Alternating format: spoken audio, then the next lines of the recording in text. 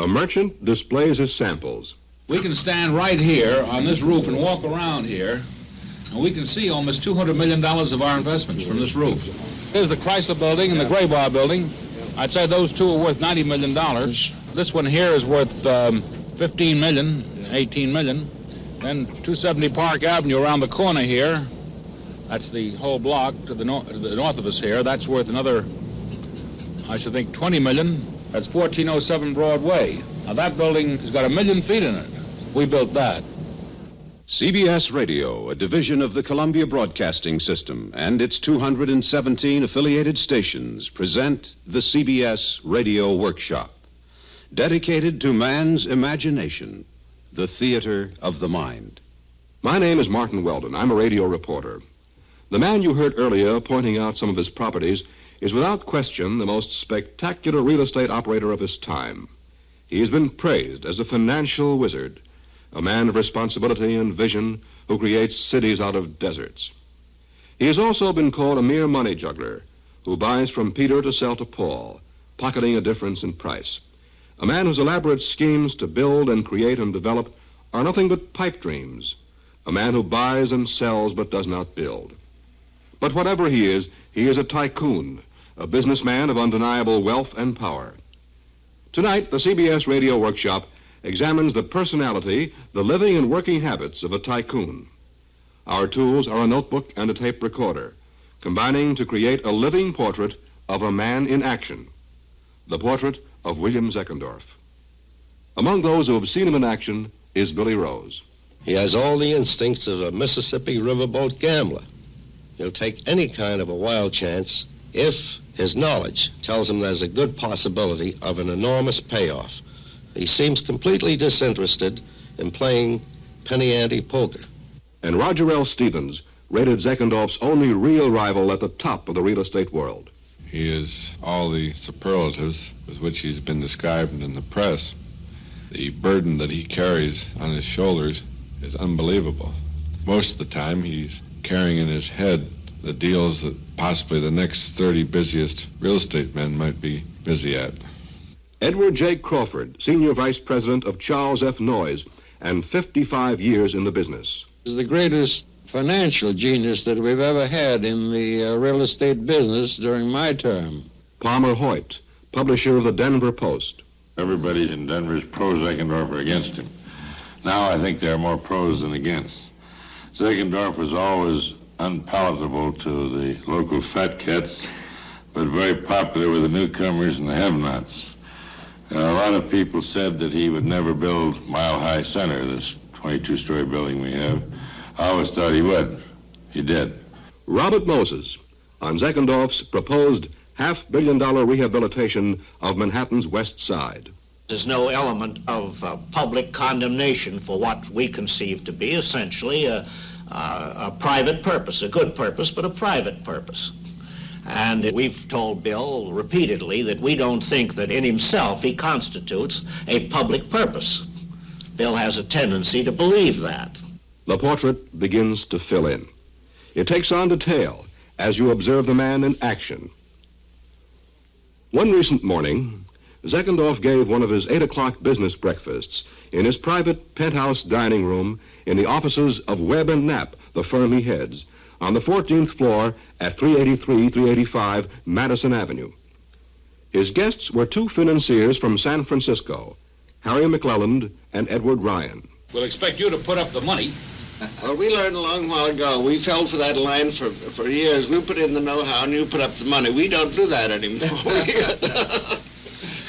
We'll furnish the know-how and the other fellow puts up the money. Well, we don't care as long as you find the other fella. I'm not kidding about this, because if you're not going to put up most of the money, we don't need you. No, that's fine. Well, we'll talk about that. We don't want any free ride, because we've got a little money of our own to put up. No, I understand that. But sure. We haven't got enough money to do all the business we're doing. Okay. Well, I'll tell you, we haven't got it. Hello? And we're all through straining ourselves for money, because opportunities are too great for us to get money from people who want to be with us. And we've been wonderful money makers for everybody we ever touched. Now, We'll cover that a little later. Here are the properties I want you to have to show these fellas. You're going to be over on Wednesday? I want to show them 270 Park Avenue. I'll give you this list. The reason I wanted to see what a conversion job looks like from a hotel and an apartment house to an office building. Well, I think they ought to see the United Nations area. Show them what we did over there. Flushing, Roosevelt Field, 42nd Street Post Office, the Airlines Terminal Building. You know the Channon Building over here? 42nd. We bought that land just now. Yeah, that isn't all, is it? No, there's more. No. We got more in New York. That's enough. That's enough? That's enough. Before Zeckendorf could start showing his guests around, an important phone call came in, asking an aide to use the time to show McClelland and Ryan around the Webb and Knapp offices. He picked up the phone. It was Harry Helmsley, a broker, representing a syndicate headed by Lawrence Sween, negotiating for the purchase from Zeckendorf of 120 Broadway. The mortgage is extended. Right. We simply, the mortgage runs with the lease. Right. Except at the end of the 50th year, we have the right to buy you out. Right. $10 million over the net balance of the mortgage. That's right. All right, I'll clear this with Larry right away, and I'll call you right Hold the wire a minute. Wait a minute. Jim Alive wants to say something. And for such period as we do not buy you out, it continues just at 6%, and the rent that we pay you is $179 a month. Is that $1.3 million a year? That's the $1.3 million and the $850 on the ground. Right. Well, It continues at 6%. Because Yeah. that's what it is. Yeah, sure. Yeah. Well, there's no question about that, Harry, is there? Well, I guess not. Well, Let's see. We're already paying ourselves our own interest, so what are you talking about? Well, the interest would be $510,000, and the $850, and the $1.3 million, or are you not including the $510,000? So they were including the $510,000. I said, okay. Just as it had been. The same rent that had been paid right along. Yeah, the 6%. Right. The 6% interest without amortization, which has been going on during the previous 30 years. That's right. Okay. I'll call you right back. Okay. Very good. He hung up as one of the doors to his round, windowless, teakwood-paneled office opened. Nicholas Salgo, Webb and Knapp Executive Vice President, walked in. He looked worried. Listen, this is a tremendously important thing. Yes, Bill. I know you're aware of that. I am in favor of knowing where we're going at once. Now, this letter that you've got from them, that's fine. I want to know what lawyers are doing what on the deal. Bill, do you want to handle it? No! Then let me handle it, heaven's sake. I'm asking you a question. What lawyers are doing? What are they doing? Besides, I told you what lawyers are handling and what difference it makes. I ask you if it is if the fellows what the fellows' names are. I'm not going to tell you every detail on it. That's wasting your time on it. I don't want to have my time wasted. I want to know, Nick. Are we drawing papers? Nick. Yeah. This thing is perhaps the most important deal in this office right now. I guess so. All right, and I want to know what's going on. Did you cover the question? No assets we are selling, Bill. A long-distance call demanded Zeckendorf's attention, leaving this problem in the air. This time, it was Angus Wynne, Jr., his associate in a proposed $200 million development between Dallas and Fort Worth. I hate that.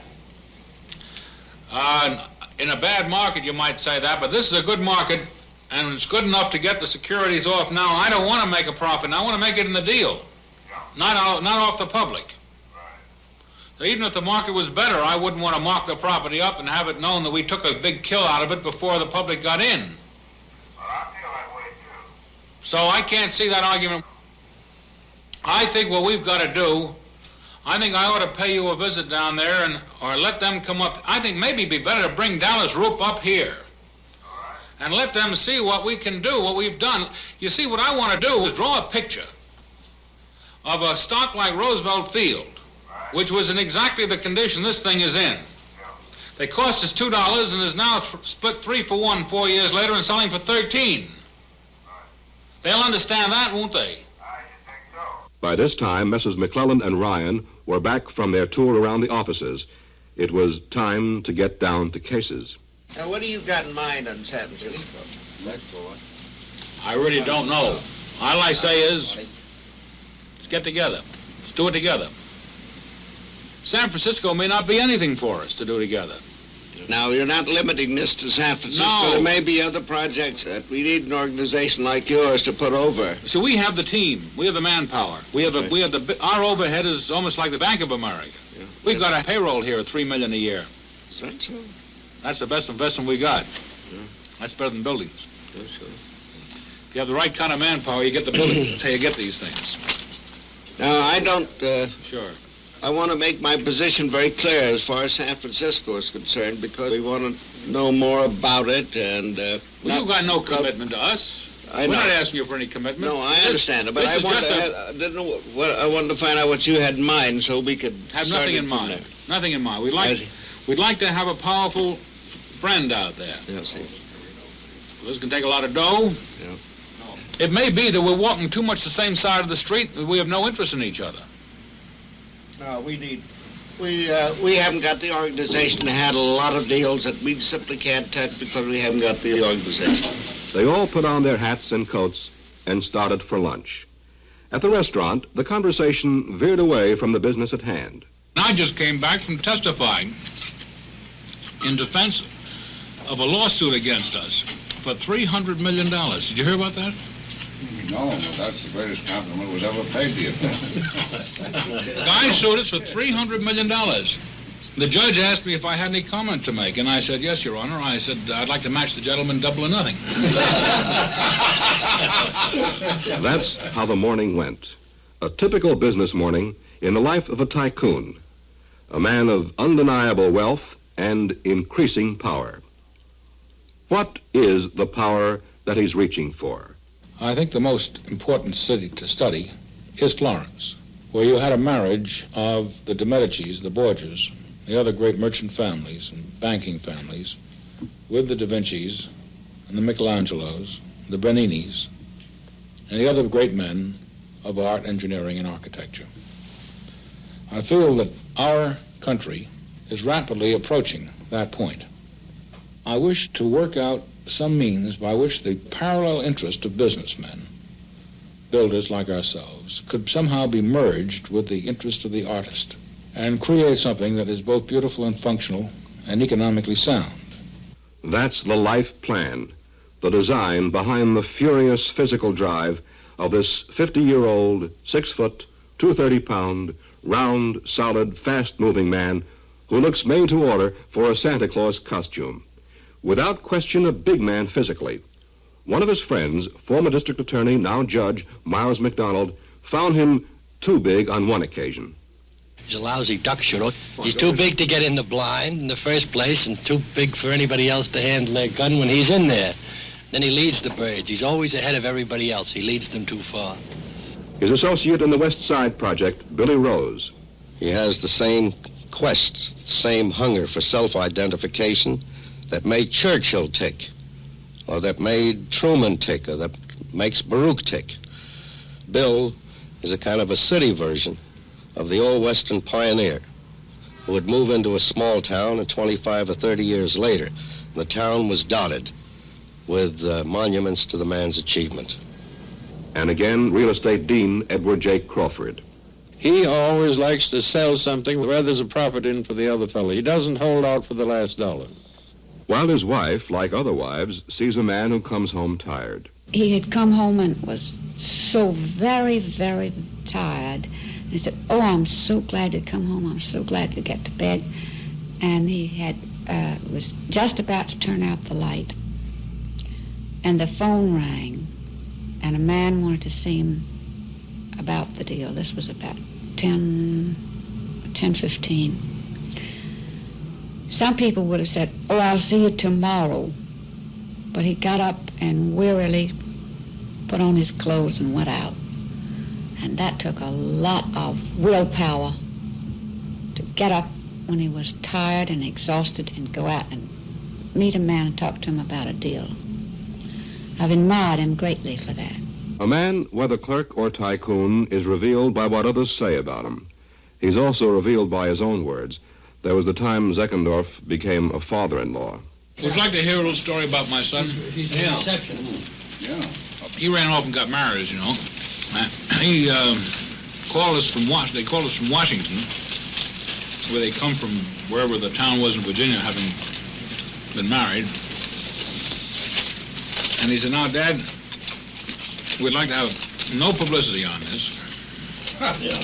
He said, "On the other hand, if we could get a little ad, maybe an inch ad, announcing it." I said, "Well, I'll tell you, Bill, you handle this one yourself." I said, "I'm not sure what's going to happen, but I don't want you to blame it on me." So he got hold of John Bell, who was vice president here in charge of public relations, and he asked him to give it the hush-hush treatment, which he did very successfully, because all Bill did was just a leak. It only hit page 1 of the News, the Mirror, the Herald Tribune, and three columns in the social section of the Times. You see that? Yeah. I'd have to shoot 3 men to get that. The time he did business with Branch Rickey, then part owner of the Brooklyn Dodgers, and willing to sell his interest in the club 1/4 for $1 million. We started drawing the papers, and the papers were all ready for signature. He said, "Now, by the way, I forgot to tell you that you'll have to wait 90 days before you know that you've got the deal." I said, "Why?" He said, "Well, because I've got an agreement with 2 of my other 3 partners that they or I always will have a right to match any outside bid." Well, I said, "Branch, what you are saying to me is that I haven't got a contract. What you have asked me to do is to give you a put, that if they don't want it, I have to take it." Well, he said, "I guess that's right." Well, I said, "I'm not in the business of giving puts. But I said, if you want to buy one, I'll sell you a put." He said, "What do you mean by that?" Well, I said, "This is $1 million deal. I've got to stand here ready to pay you $1 million for 90 days or whatever the time is. And I may not get it, in which case it's too bad. Or I may be a big panic in the meantime, in which case I'll surely get it. I can't turn around." I said, "I'll tell you what we'll do. If I get it, it'll cost you nothing. But if your partners match the bid, I want $50,000 for my trouble." He said, "That'll be all right." So 90 days later, he sent me $50,000. $50,000 in a couple of weeks. A side deal with a friend. Well, maybe it isn't the amount involved that gives a man his real satisfaction. Maybe it's getting the best of a bargain. Is it that? Or is it something else? My vocation and avocation are very much alike. I like being constructive. I enjoy the excitement of going off into the atmosphere of the unknown. I never like to do a deal where you can see the end of the road. The speculative possibilities inherent in the unforeseeable are the things that attract me most. It's like a game. Furthermore, I have a fundamental desire to be constructive and to create things. Is it also the fun of manipulating? Money, bricks, people. How does a modern tycoon maneuver his way through a deal? For example, if a man's coming in to sell you something, you turn on lights with a blue tint. If you want to sell something to somebody else, you put on a rosy tint. And if things are looking dull, put on a bright light. If a man's a real sourpuss and doesn't seem to warm up, I try to get him to take a drink. The technique of a salesman. And Zeckendorf is, among other things, a salesman. What he sells is himself and his visions. And in trying to arouse in others the same enthusiasm that he feels, he cites his record. In 1946, he bought up 17 acres of slaughterhouses and slums on Manhattan's Middle East Side. He announced an ambitious plan to spruce up the neighborhood. Then various communities began to kick around a hopeful, vagrant idea known as the United Nations. It looked as though the UN would wind up in Philadelphia. I telephoned Mayor O'Dwyer, and I asked him if he'd like to keep them in New York, and he said he'd give anything in the world to do it. I said, "Put your secretary on the phone for a memorandum." And I said, "Here it is. I hereby offer you 17 acres of land for the United Nations at any price they wish to pay."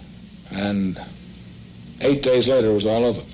One day, Byron Foy, owner of the Chrysler Building, called to ask Zeckendorf if he might rent him a particular apartment with a ceiling high enough to display Mrs. Foy's rare tapestries. I said, "Byron, while you're here, let's talk about another real estate deal." He said, "What's that?" I said, "Why don't you sell me the Chrysler Building?" You see, Mrs. Foy was a Miss Chrysler. And he said, "Well," he said, "get hold of Walter and talk to him about it." About 2 months later, we drew up a contract and signed it to buy the Chrysler Building and the Chrysler East. While we were doing that, there was a property across the street called the Gray Bar Building, and we threw that in and got the whole thing under one piece of blanket financing. It ran about $52 million, and the Equitable Life Assurance Society made their biggest mortgage, the biggest one they ever made on a piece of real estate in the United States. And I think that probably is the largest real estate deal in this city ever. And one day, Zeckendorf was stopped by a traffic light. I remember riding through 66th Street one day after being offered the famous Drill and Riding Academy, which is on that block, and I turned it down because it was presumed primarily valuable for land to be used to build a new apartment house. There were 2 red lights in a row. I couldn't even get through, but I did see a parking space on the side, and I said, well, here I am standing in front of it. I'll look it over. I walked in and saw these horses riding around a ring, and I saw this wonderful high ceiling and clear span and all the different rooms they had for rehearsals, for shows, and so on. And I said, this isn't a riding academy. This would make a wonderful television studio. So we bought it, and I offered the television studio to all the companies. And I received return mail letters very politely turning it down. Well, that put us into the horse business. We bought 150 horses, started buying hay and selling manure. And we had a regular loss of about $4,000 or $5,000 a month. Until one day I got a telephone call from a gentleman who said his name was E.J. Noble, radio man, he said. I thought he was trying to repair my radio. Until he told me that he happened to be chairman of the board of the American Broadcasting Company.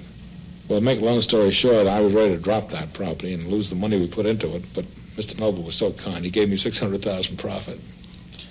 It's now ABC's main central station. Yes, certain deals are squarely on the record. Some attracted much attention, like the erection of Denver's Mile High building, the purchase of the Lincoln Hotel, the shopping center at Roosevelt Field, now well on its way. Other activities, though less spectacular, have been equally adventurous. There was a jail in Boise, Idaho that they offered to us, and I looked at it for its real estate potentials, and I saw that it really had retail value. And the city said, well, do you mind if we keep it for a while? We've still got a few people, we've got some time to run. So for quite a while we held that with customers and tenants, as I say. We later turned it into a parking lot.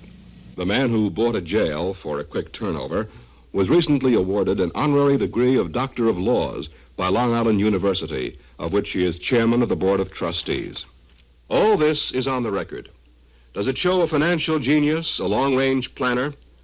Or does it show a bold, lucky operator who's enjoyed a long, free ride on a rising economy? Obviously, only time will tell. But Zeckendorf isn't waiting for any final verdicts. Time is too short. He goes whizzing around the country, unwrapping one colossal plan after another. In his favorite role of a modern de Medici, he reveals his dazzling visions of handsome factories, spacious homes, comfortable office buildings, and shining cities springing out of wasteland. Between Dallas and Fort Worth, a project for industry and housing worth $200 million on land now used to graze cattle. We hope to have a great industrial development and the source of revenue and employment which will draw upon and add to both communities. Industrial plants and the attendant housing that would go with it. We're just getting started on this thing. We'll get underway by the fall of this year and should be completed within the next 5 years, maybe 10. Depends on economic conditions nationally. A plan for the even more distant future. We are the largest property owners in Los Angeles. There we bought property way ahead of its time. We own an area in Los Angeles of almost 12,000 acres, which is more land there is in Manhattan Island. But it's wild land. It's in the northwest area where it runs from the sea back to the San Fernando Valley, mostly through mountain country. But while its future is considerably off at some unknown date, it is rapidly coming because that's the only direction in which the city can grow. In New York City, another dream with a price tag of $500 million to rebuild the shabby West Side between 30th and 38th Streets with a permanent World's Fair and a television city. These are the dreams. Can dreams on so vast a scale come true? In Wall Street, where dreams sometimes run into dollars and cents reality, They ask the question another way. It goes, could Zeckendorf survive a falling market, a sudden sharp drop in the economy? It's a highly pertinent question. Zeckendorf did make his name and his money in, and to some extent because of, a continuously rising market. Real estate is worth more today than it was yesterday. Will it be worth even more tomorrow? Zeckendorf guesses that it will. And to back up that guess are plans calling for investments of more than $1 billion. Among those who've been watching is Wall Street expert Gerald M. Loeb, partner in E.F. Hutton and Company, author of the best-selling The Battle for Investment Survival. Certainly, if the country ran into trouble, I think Webb and Knapp would have its problems. But remember this, we would not have much of a country if men like Zeckendorf and those that go with him did not possess optimism and vision and a willingness to bet on the growth of the nation. It is men like that who pioneered in all of our now great industry. Anyway, there's no question about one thing. Zeckendorf loves the spotlight, the drama of the press conference, the power to make news. Just the other day, he revealed that his plan to develop the southwest section of Washington, D.C., the most ambitious slum clearance project of all time, had been given official approval. And tonight, it is our plan to implement the new Wall Street Renaissance with a balance of housing, pursuant to a plan conceived by Mr. Robert Moses and Mr. David Rockefeller. This housing will be available to walk-to-work residents of the financial district. They'll be extraordinary in character, type, and style, in that they will all be round buildings, 30 stories high, 4 or 5 or 6 of them, sitting in the midst of a garden with 360-degree marine view, visible from the ships at sea, either going to or from the harbor. We have actually started our planning for it, and we have volunteered to act as sponsors of this Title I urban redevelopment project. That's the story of a tycoon in action. Just yesterday, he was making another deal. Moses Richter, a textile man who's thinking of buying up an Atlanta cotton company, which makes bags, asked Zeckendorf to come in with him. Billy Rose brought them together. Well, if you're interested in having us join you, I think it's something we should certainly give serious consideration to. May I tell you some of the ground rules we like to employ in joining people in ventures? We like to supply the personality, the know-how, the organization, and we love to have the other fellow put up all the money. Does that appeal to you? Well, I thought that we possessed the personality, but...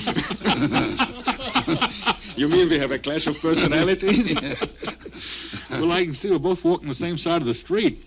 It's a question... But I wish to assure you that you do not possess the money, the other one. You don't possess the money? No. Well, then we both lack the same thing. Both have the same. Yes. I think we need a third partner. Well, I don't think we're having any trouble. You don't. Well, maybe Billy Rose, he's back there. He'll put up the money. He always likes to put money up for other people. Bill, come on over here. You've been getting angels to back you for so many years. Why don't you back two guys in the rag business? I have it right here in my shoe.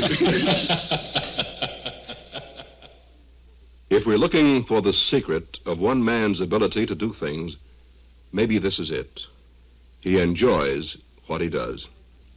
Tonight, the CBS Radio Workshop has presented A Living Portrait, the story of a tycoon in action. Living Portrait was conceived, taped, and narrated by Martin Weldon. This is Bob Hite inviting you to join us next week when we present The Record Collectors, an unusual symposium of early American popular music. Among our special guests will be the noted singer Margaret Whiting and composer-conductor Lynn Murray. The CBS Radio Workshop is produced in New York by Paul Roberts. America listens most to the CBS Radio Network.